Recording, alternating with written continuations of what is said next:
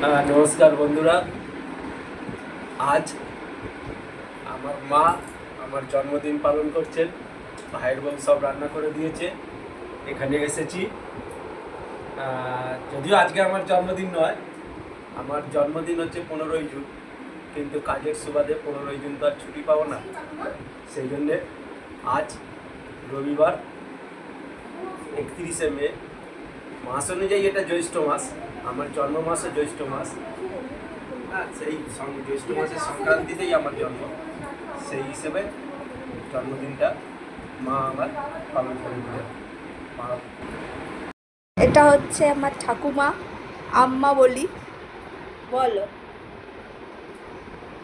আজকে আমার ছেলের জন্মদিন নয়, তবুও এই মাসটা পুরো মাসেই যে কোনো দিন একদিন ওকে আমি এখানে নিয়ে এসে খাওয়া দাওয়া করলাম, কেন ও তো রবিবার ছাড়া ছুটি পাবে না।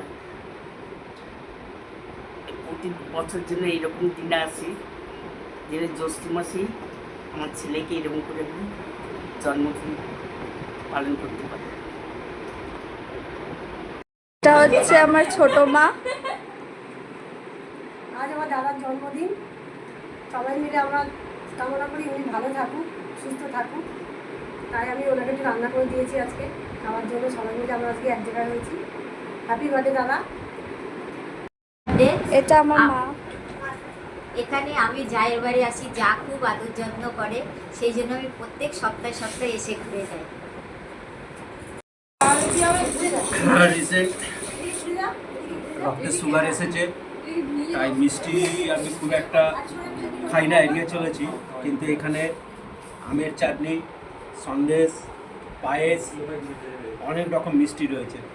সব দিন কি আর নিয়ম মেনে চলা যায়? কিছু কিছু তো নিয়মের অনিয়ম হয়, বেনিয়ম হয়।